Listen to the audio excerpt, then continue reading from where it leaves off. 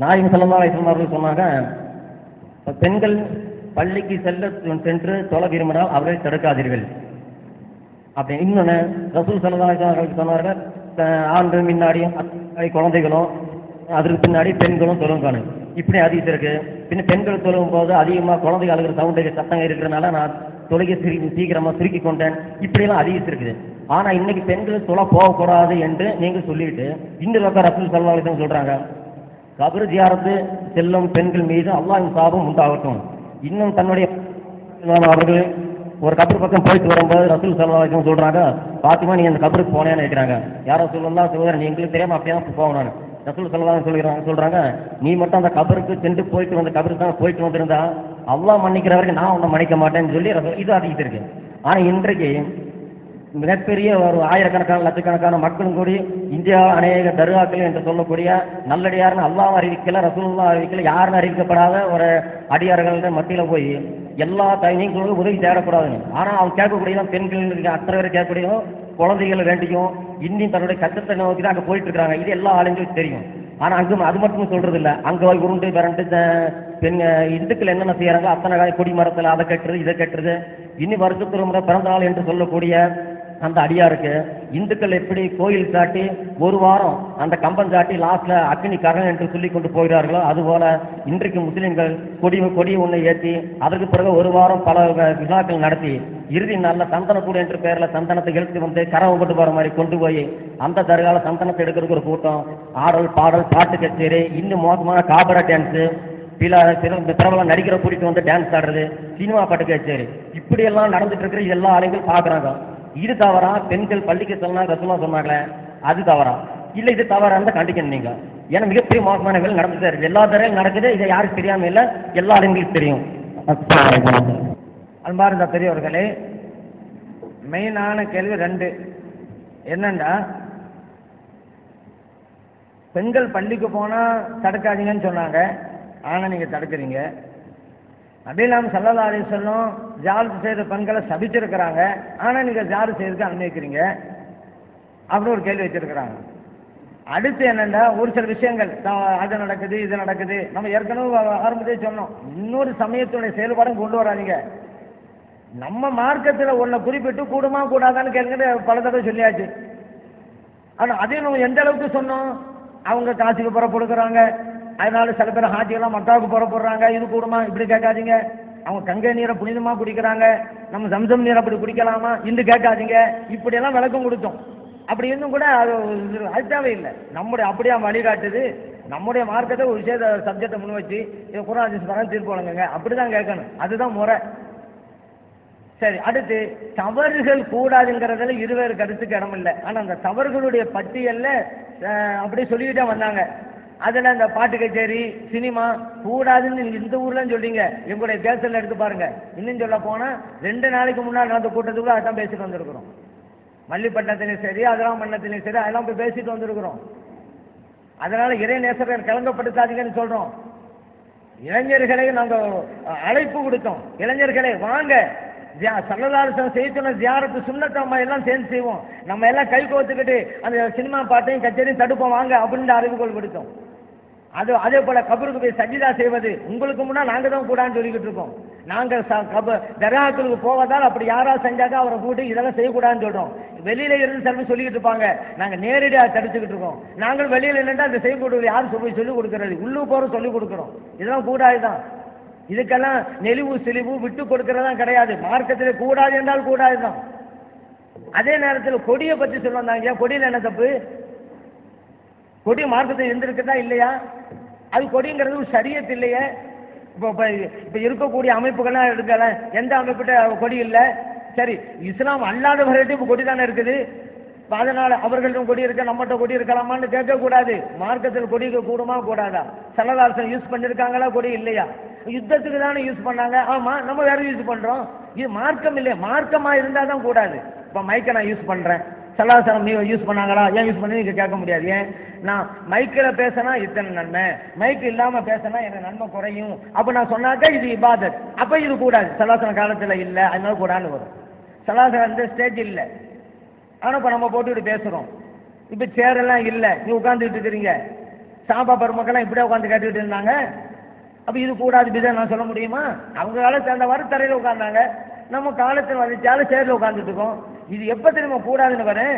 சேரிலே அமர்ந்து கொண்டு கேட்டால் இத்தனை நன்மை, தரையிலே அமர்ந்து கேட்டால் இத்தனை நன்மை. இப்ப நம்ம தரம் பிரிச்சுன்னு வைங்க, அப்ப இது இபாதத்தாய் போச்சு. சேர்ல உட்கார இபாதத்தாய் போச்சு, நன்மை கூட கிடைக்கும்னு சொல்றோம்ல, அப்பதான் ஆதாரம் கேட்கணும்.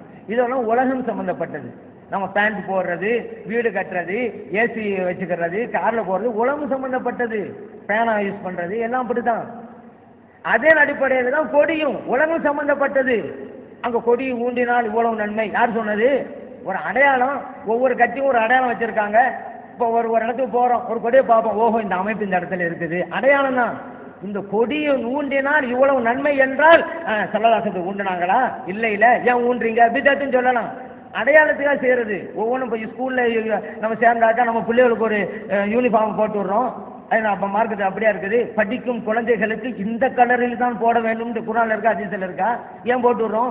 இந்த ஸ்கூல்ல படிக்கிற பிள்ளைங்க அடையாளம் அது நம்ம செய்யறோம், அவ்வளவுதான். அது மார்க்கம் இல்லை. அந்த ட்ரெஸ்ல போட்டா அதே நன்மை தான், வேற கலர் ட்ரெஸ் போட்டாலும் அதே நன்மை தான். அதனால அது மார்க்கம் இல்லை. அதே போல வக்கீல்கள் ஒரு ட்ரெஸ் போடுறாங்க, டாக்டர்கள் ஒரு ட்ரெஸ் போடுறாங்க, இதெல்லாம் வித்தியாசம்னு சொல்ல முடியுமா? இதெல்லாம் ஒரு அடையாளம்.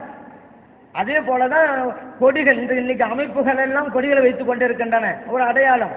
தர்காவிலே இருப்பது ஒரு அடையாளம், அவ்வளவுதான். இது வந்து இபாதத்துன்னு சொன்னாதான் ஆதாரம் கேட்கணும். அடையாளம் எவ்வளவு செய்யற மாதிரி அதையும் செஞ்சுட்டு இருக்கோம், அவ்வளவுதான். சந்தனம் பூசரை பத்தி சொன்னாங்க. சந்தனம்ங்கிறது மனமான பொருள். ஸல்லல்லாஹு அலைஹி வஸல்லம் மனமிக்க பொருள் யூஸ் பண்ண சொல்லியிருக்கிறாங்க. இந்த காலத்துல காலத்தின் வளர்ச்சியாக எத்தனையோ திரவ பொருட்கள்லாம் வந்துருச்சு. அந்த காலத்துல ஏன்னா சந்தனம் தான் திரவ வாசனை பொருள், அதைத்தான் மக்கள் பயன்படுத்திட்டு இருந்தாங்க. இறைவன் படைத்த பொருள், வாசனை பொருள். அது மக்கள் கூடுற இடங்கள்ல, நம்மளே வீட்டில் இருப்போம், திடீர்னு விருந்தாடி வந்துட்டாக்கா உடனே எல்லாம் அங்கே ஒரு மனமான போலப்போம், வீட்டில் ஒரு மாதிரியா இருக்கும், விருந்தாடிகள்லாம் இருக்கும், மனமா இருக்குன்னு சொல்லி உடனே பூசி விடுவோம் சவத்துல எல்லாம்.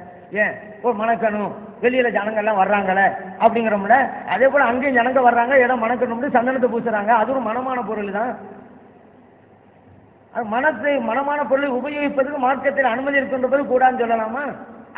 அதனால கூடாதுன்னு வரும்பொழுது சந்தனம் கூடாது அப்படி அதை நம்ம ஒப்புக்கொள்ள மாட்டோம். கொடி கூடாது அது ஒப்புக்கொள்ள மாட்டோம். அதெல்லாம் மார்க்கத்திலே உள்ளது, மார்க்கத்தில் விளக்கப்பட்டதல்ல. விரும்பினா செய்யட்டும், செய்யாம போகட்டும். ஆனா மார்க்கத்திலே கூடாத கச்சேரி, நடனம், பாட்டு, கூத்து இது கூடாது. நாங்க சத்தம் போட்டு சொல்லிட்டு இருக்கோம், உள்ள போய் தடுத்துக்கிட்டு இருக்கோம்.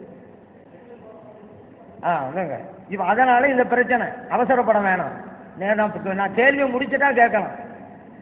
இப்போ வந்து இப்போ இந்த சப்ஜெக்டுக்கு இது முடிச்சிருக்கிறேன். ஃபர்ஸ்ட் கேட்டாங்கல்ல, பெண்களுக்கெல்லாம் கூடாதுக்கும் போது நீங்க ஜாத் அனுமதிக்கலேண்டு ஒரு ஹதீஸையும் சொன்னாரு. அந்த ஹதீஸே தப்பு. அது வந்து ஜாரத்துக்கு போன பாத்திமா ரலியல்லாஹு அன்ஹா அவங்கள பார்த்து ஸல்லல்லாஹு சொல்லல. ஜனாதாவை அடக்கம் செஞ்ச போனாங்கல்ல ஆண்கள், அந்த ஜனாதாவை அடக்கம் செய்வதற்காக சென்ற ஆண்களோடு போனாயா என்று கேட்டார்கள். அடக்கம் செய்யறதுக்காக போனது. ஜாரத்துங்கிற வார்த்தை அந்த ஹதீஸை காமிக்க முடியுமா? அப்ப அவங்க சொன்னாங்க நான் போல யாரும் சொல்லல அப்படின்னாங்க. அதுதான் இன்னைக்கு சட்டம். யாராவது ஜனாதா அடக்கம் செய்யறது ஆண்கள் மட்டும்தான் இன்னைக்கு போயிட்டு இருக்கிறாங்க, பெண்கள் போவதே கிடையாது. ஏன்னா ஸல்லல்லாஹு தடுத்திருந்தாங்க. ஆனா ஜியாரத்து செய்வதுங்கிறது நபிகள் நாயகம் ஸல்லல்லாஹு அலைஹி வஸல்லம் அவர்கள் பெண்களுக்கும் அனுமதி வழங்கி இருக்கிறார்கள். எப்படின்னு கேட்டாக்கா, ஆயிஷா சித்திகா ரலியல்லாஹு அன்ஹா நபிகள் நாயகம் ஸல்லல்லாஹு அலைஹி வஸல்லம் கிட்ட வந்து கைஃப அகூலு லஹும் யா ரசூலல்லாஹ், நான் ஜியாரத்துக்கு போனா என்ன சொல்லணும்னு கேட்கறாங்க. நபிகள் நாயகம் ஸல்லல்லாஹு அலைஹி சொன்னாங்க, கூலி நீ சொல்லு, அஸ்ஸலாமு அலா அஹ்லி தியார் மினல் மூமினீன் வல் முஸ்லிமீன், மூமினான முஸ்லிமான வீட்டை சார்ந்தவர்களே அல்லாஹ்வுடைய சாந்தி உங்களுக்கு உண்டாகட்டும் என்று கூறு. இது முஸ்லிம்ல பதிவு செய்யப்பட்டிருக்கு. பெண்களுக்கு ஜியாரத்துன்னு ஒன்று இருக்க போய் தான் ஜியாரத்துக்கு போனா நான் என்ன சொல்லணும்னு ஆயிஷா சித்திகா ரலியல்லாஹு அன்ஹா கேட்டபோது ஸல்லல்லாஹு அலைஹி வஸல்லம் துஆ சொல்லி கொடுக்குறாங்க. கூலி பெண்பால் சொல்லது. கூலிங்கிற அரபி மொழி தெரிஞ்சவங்கிட்ட கேட்டு பாருங்க. கூலி என்பது ஒரு பெண்ணை பார்த்து சொல்ற வார்த்தை. நீ போனா சொல்லுங்கிறாங்க. முஸ்லிம்லேயே பதிவு செய்யப்பட்ட ஹதீஸ். பெண்களுக்கு ஜியாரத்து கூடாதுன்னு சொன்னா நபிலாம் ஸல்லல்லாஹு என்ன செஞ்சிருக்கானே, நானா பெண்களுக்கு ஜியாரத்து கூடாதுங்கிறேன், ஜியாரத்துக்கு போனா என்ன சொல்லணும்னு கேட்கறியே என்று ஸல்லல்லாஹு தடுத்திருக்கானு. ஆனா ஜியாரத்து போனா என்ன சொல்லணுங்கிற சொல்லி கொடுக்குறாங்க. அடுத்து பாருங்க, நபிகள் நாயகம் ஸல்லல்லாஹு அலைஹி வஸல்லம் அவர்களுடைய ஜியாரத்திற்கு ஆயிஷா சித்திகா ரலியல்லாஹு அன்ஹா போறாங்க. அவங்களே சொல்றாங்க, நான் போவேன் ஸல்லல்லாஹு அலைஹி ஜியாரத்துக்கு போவேன், சாதாரணமா போவேன். அப்புறம் என்னுடைய தந்தையார் அபூபக்கர் சித்திக் ரலியல்லாஹு அவங்களோட நல்லடக்கம் செய்யப்பட்டுச்சு, அப்போ நான் சாதாரணமா போவேன். என்னோட எல்லாம் கேட்பாங்க, எனக்கு இப்படி போறீங்களேம்பாங்க. நான் சொல்லுவேன், இன்னமா ஹுவ ஜௌஜி வாபி, அங்க யார் இருக்கிறது? என்னை மனமுடித்த கணவர் இருக்கிறார்கள், என்னை ஈண்டெடுத்த தந்தையார் இருக்கிறார்கள், அதனால நான் போயிட்டு வர்றேன் அப்படின்னு. ஆனா பலம்மா துசினா உமர், அங்கே உமர் ரலியல்லாஹு அன்ஹு நல்லடக்கம் செய்யப்பட்டதுக்கு பின்னால வல்லாஹி அல்லாஹ் மீது சத்தியமா சொல்றேன், மா தகல்துஹு இல்லா வ அன மஸ்தூதத்துன் அலைய சியாபி, என்னோட ஆடைகளை எல்லாம் நன்றாக அணிந்து கொண்டு செல்லுவேன். ஹயா மின் உமர், ஹஜரத் உமர் ரலியல்லாஹு அன்ஹு வெட்கப்பட்டு. இது அஹ்மதிலே பதிவு செய்யப்பட்ட ஹதீஸ். நபியலாம் ஸல்லல்லாஹு அலைஹி வஸல்லம் பெண்களுக்கு தடை செஞ்சிருந்தா அவர்களுடைய துணவியாரே போய் செஞ்சிருப்பாங்களா ஜியாரத்து? இந்த தடை சம்பந்தமான ஒரு ஹதீஸை நம்ம பார்க்கிறோம்லங்க, ரெண்டு விஷயத்துக்கு நினைவில் வைக்கணும். லஅனல்லாஹு ஸாயிராத்துல் குபூர் ஒரு ஹதீஸ் இருக்குதுங்க. அது என்ன? ஜியாரத்து செய்யும் பெண்களை அல்லாஹ் சபிப்பாராக. அதே லஅன ரசூலுல்லாஹி ஸல்லல்லாஹு அலைஹி வஸல்லம் ஸாயிராத்துல் குபூர், இறைத்தூதர் ஸல்லல்லாஹு அலைஹி வஸல்லம் அவர்கள் ஜியாரத்து செய்யும் பெண்களை சபித்திருக்கிறார்கள். இந்த ஹதீஸை பதிவு செய்த இமாம் திர்மிதி ரஹ்மத்துல்லாஹி அவர்கள் அதுக்கு கீழேயே கொண்டு வர்றாங்க, இந்த ஹதீஸ் மாற்றப்பட்டு விட்டது அப்படிங்கிறாங்க. இந்த ஹதீஸுக்கு கீழேயே. ஏன்னா நபியலாம் ஸல்லல்லாஹு அலைஹி வஸல்லம் சொன்னாங்கல்ல, நான் உங்களை தடுக்கிறேன், குன்த நஹைத்துக்கும் அன் ஜியாரத்துல் குபூர் வஸூருஹா, அந்த தடைப்பை நீக்கிட்டேன், போய் ஜியாரத்து செய்யுங்க. முஸ்லிம்ல பதிவு செய்யப்பட்ட ஹதீஸ். அதன் மூலம் இந்த பெண்களுக்கு உண்டான தடையும் நீங்கி விட்டது. இதை நம்ம சொல்லல, இமாம் திர்மிதி ரஹ்மத்துல்லாஹி அலைஹி பதிவு செய்கிறார்கள் இந்த ஹதீஸுக்கு கீழே. அது மாற்றப்பட்டு விட்டது அப்படிங்கிறதுக்கு தான் எண்ணற்ற ஆதாரங்கள். முதலாவது உங்ககிட்ட சொன்னது ஆயிஷா சித்திகா ரலியல்லாஹு அன்ஹா கேட்கறாங்கல்ல, ஜியாரத்து செஞ்சா நான் என்ன சொல்லணும், சலாசம் சொல்லி கொடுக்குறாங்க முஸ்லிம்ல. என்ன அறிவிக்குது? ஏற்கனவே செய்த தடை நீங்கி விட்டது. அந்த தடை இருந்துகிட்டே இருந்துன்னு வச்சுக்கிறோங்க. ஆயிஷா சித்திகா ரலியல்லாஹு அன்ஹா அவங்களுக்கு சலாசம் சொல்லி கொடுத்துருக்க மாட்டாங்க, ஜியாரத்து போனா இதை சொல்லுன்னு சொல்லி.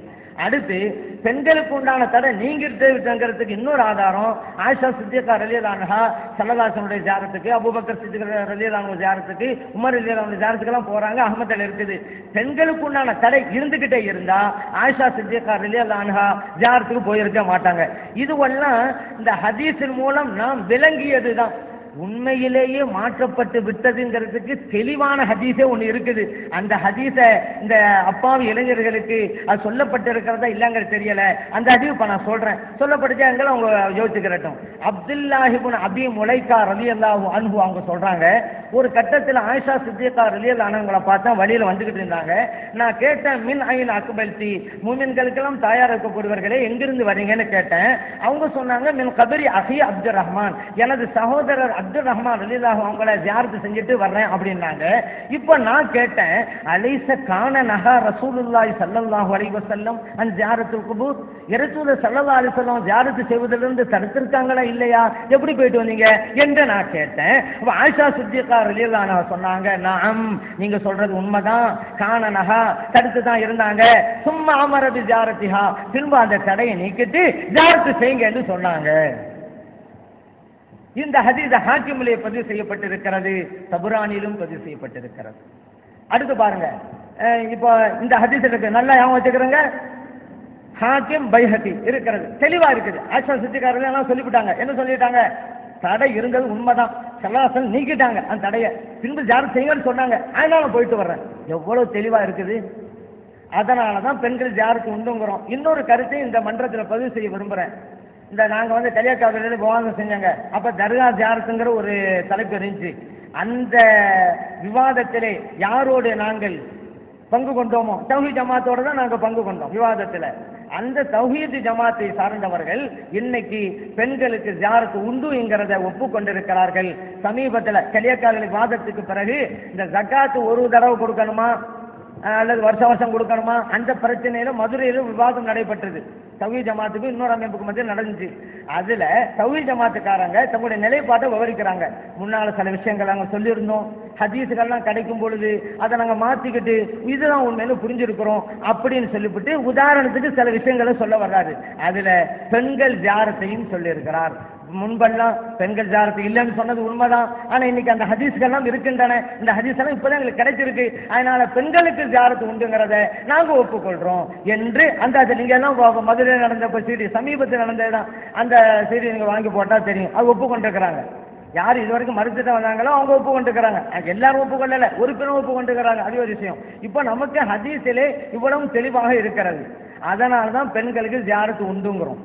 அதே நேரத்தில் ஏன் பள்ளிக்கு போகக்கூடாது அப்படின்னு சொல்றோம் அப்படின்னு கேட்டா, நபிகள் நாயகம் ஸல்லல்லாஹு அலைஹி வஸல்லம் சொன்னாங்க, லா தம்னஉ நிசாஅக்கும் அனில் மசாஜித், உங்கள் பெண்கள் பள்ளிக்கு போனா தடுக்காதீங்க. சொன்னாங்க. அதுக்கு அடுத்த வாசகம் ஒண்ணு இருக்குதுங்க. இந்த வாசகத்தை தான் நிறைய பேர் சொல்றதே கிடையாது, பாதியை மட்டும்தான் சொல்லி போடுறாங்க. அடுத்த வாசகம் என்னன்னு கேட்டா, புயூத்துஹுன்ன கைருல் லஹுன்ன, ஆனால் அந்த பெண்கள் தொழுவதற்கு சிறந்த இடம் வீடுதான், அவர்கள் வீடுதான். அப்படித்தான் ஹதீஸ் முழுமை பெறுகிறது. நீங்க தடுக்காதீங்கிறது ஒரு பாயிண்ட், ஆனா அந்த பெண்களுக்கு எது நல்லதுங்கிறது இன்னொரு பாயிண்ட். சரி, இன்னொரு ஹதீஸ், இது அபூதாவுதுல இருக்குது. அதே போல இதே ஹதீஸ்ல இன்னொரு விவாதத்துல ஒரு வார்த்தை வருது, ஹுதூலிஹின்ன அப்படின்னு வார்த்தை வருது. பெண்கள் எங்க தடுக்காதீங்க, ஏன்னா அவர்களுக்கு சில உரிமைகள் உண்டுங்கிறான். ஹுதூங்கிற தொழுகையை மட்டும் வச்சு பேசல ஸல்லல்லாஹு அலைஹி வஸல்லம். ஏன்னா பெண்கள் பள்ளிக்கு வர்றது தொழுகைக்கா மட்டுமல்ல, அங்க பயான் நிகழ்ச்சி ஏற்படுத்தப்படுன்னு வச்சுக்கிறோங்க. அப்ப கல்வி ஞானத்தை பெறதுக்கு பள்ளிக்கு வந்தோன்னா அவங்க வந்துட்டு போகணும். அதே போல ஒரு பெண்மணி பாதிக்கப்பட்டான்னு வச்சுக்கிறோங்க, எங்க வந்து முறையிடுறது? பள்ளிவாசல் வந்துதான் முறையிடணும். அந்த காலத்தில் நீதிமன்றமாகவும் பள்ளிவாசல் தான் இருந்துச்சு. நம்ம ஊர்ல கிராமங்கள் கூட பார்க்கலாம், எவனா தப்பு பண்ணா, தப்பா பண்ண வா பள்ளியில சொல்றான் அப்படிம்பாரு. பள்ளியில சொல்றான்னு என்ன அர்த்தம்? பள்ளி இருக்கக்கூடிய பொறுப்பாளர் சொல்லி நியாயம் கேட்பேன்னு அர்த்தம். அந்த காலத்து கிராமங்கள்ல இன்னைக்கும் கூட நீங்க பார்க்கலாம், அது இருக்குது. பள்ளியில சொல்லிடுவான் அப்படிப்பாங்க. இதையே சில பேர் ஊர்ல சொல்லிடுவாங்க. இப்படியெல்லாம் வார்த்தைகள். ஏன் பள்ளிவாசங்கள் எல்லாவற்றுக்கும் தான். ஒரு பெண்மணி கணவனால் பாதிக்கப்பட்டாலும் வச்சுக்கிறேங்க, அவன் முறையிடுகிறாள். இந்த காலத்துல வேணா கோர்ட்டு அதுன்னு சொல்றீங்க, அந்த காலத்துல நீதிமன்றமே பள்ளி தான். அவ பள்ளிக்கு அவள் செல்கின்ற போது பள்ளிக்கு போகக்கூடாது, பெண்கள் தடுக்காதீங்க இல்லையா, ஹுதூலிஹின்ன, அந்த பெண்களுக்கு என்று சில உரிமைகள் உண்டு, அதற்காக சொல்லப்பட்ட வார்த்தை. ஆனால் தொழுகை என்று வருகின்ற போது வீடுதான் சிறந்தது. இதை ஸல்லல்லாஹு அலைஹி வஸல்லம் இன்னொரு வகையில சொல்லி காட்டுறாங்க. சொல்லுறாங்க, தொழுகை ஒரு குழந்தை வந்து அழுதுகிட்டு இருந்துச்சு, அழுகு சத்தம் கேட்ட உடனே சலாசை சீக்கிரமா முடிச்சு விட்டாங்க. சொன்னாங்க அந்த சத்தம் கேட்டனால சீக்கிரமா முடிச்சாங்க. இதனாலதான் சொன்னாங்க, இதெல்லாம் நடக்க போய் தான் சலாம் சொன்னாங்க, பெண்கள் வீட்டில் தொழுட்டுனாங்க. ஏன் குழந்தை இருக்கும், இங்க வந்துட்டா என்ன ஆகும், பாதி கவனம் அங்கேயும் பாதி கவனம் இங்கேயும் இருக்கும். தொழுகையாக இருக்கும். புள்ள என்ன அனுச்சோ தெரியலேன்னு தக்பீர்ல சலாம் கொடுத்து வந்தா தொழுகையா? வேணாம், நீ வீட்டிலேயே தொழு, ஒழுங்கா அல்லாஹ்வோட நினைப்புல தொழு, அதான் தொழுகையா இருக்கும். அதனால இந்த குழந்தை சத்தமா கேட்டுன்னு சொல்றோம்ல, இதுக்காகத்தான் சொல்லலாம்னு சொன்னாங்க. நடைமுறை சாத்தியத்தை வச்சுதான் வீடு தான் சிறந்தது அப்படின்னாங்க. அதே போல உம்மு ஹுமைதி சாதியா ரலியல்லாஹு அன்ஹா நபி நாம் ஸல்லல்லாஹு அலைஹி வஸல்லம் அவங்ககிட்ட வந்து, யார சொல்லலாம், இந்த பள்ளிக்கு வந்து நான் உங்க பின்னால நின்று தொழுவ நான் விரும்புறேன் அப்படின்னாங்க.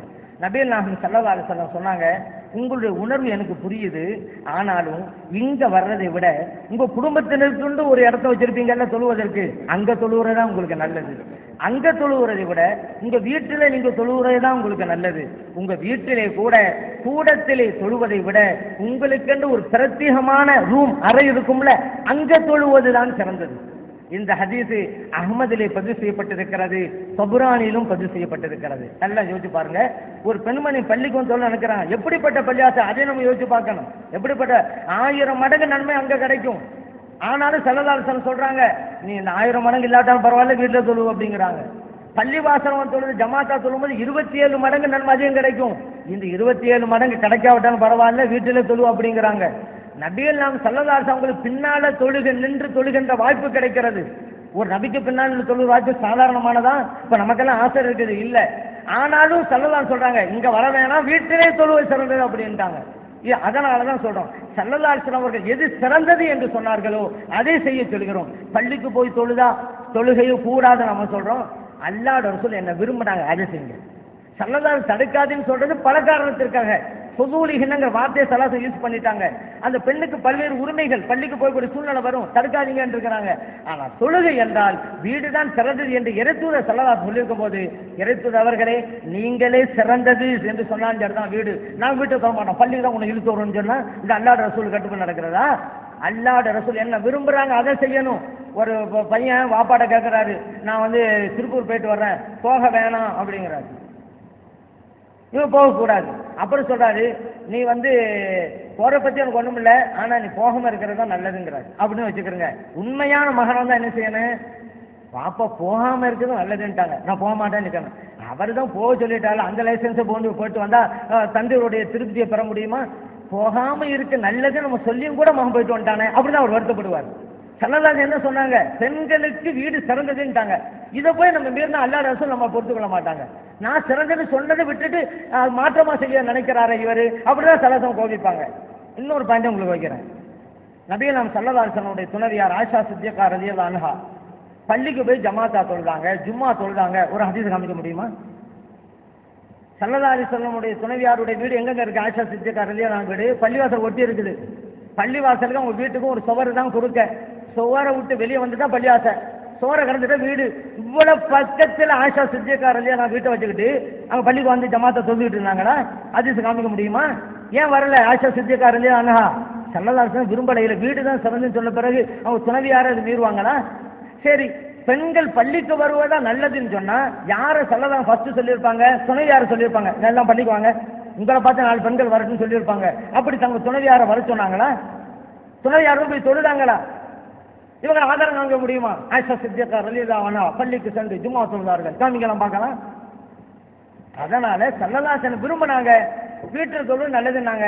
அதனால நம்ம சொல்றோம் பெண்கள் வீட்டு செல்லும் நல்லதுங்கிறோம். பெண்களுக்கு ஜாரத்து உண்டு சவால் சொன்னாங்க, அதனால ஜாரத்து கூடுங்கிறோம். ஆனா மார்க்கத்திலே விளக்கப்பட்டது கூடாதுங்கிறது இருவரு கருத்து இடம் இல்லை.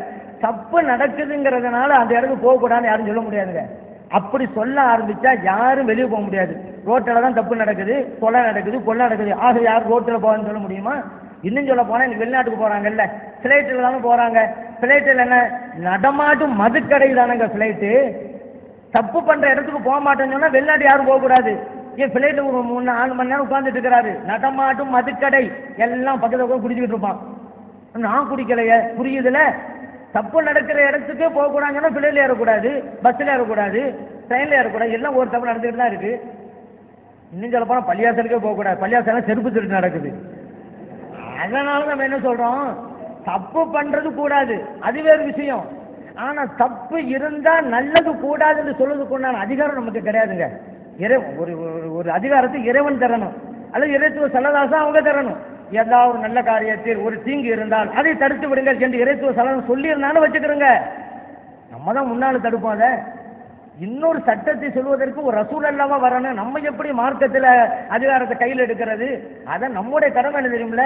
மார்க்க கூடுங்கிறத கூடுங்கணும், கூடாதுங்கிறது கூடாது, அவ்வளவுதான். தப்பு நடக்கிறது ஆகவே கூடாங்க, நம்மளும் புதிய சட்டத்தை கொண்டு வரக்கூடாது. ஒரு ரசூலுடைய காரியத்தை இறைவனுடைய காரியத்தை நம்ம கையில் எடுக்கக்கூடாது. அதில் கூடும் என்பதை கூடும் என்போம் ஹதீஸின் குர்ஆன் அடிப்படையில், கூடாது என்பதை கூடாது என்போம் குர்ஆன் ஹதீஸின் அடிப்படையில்.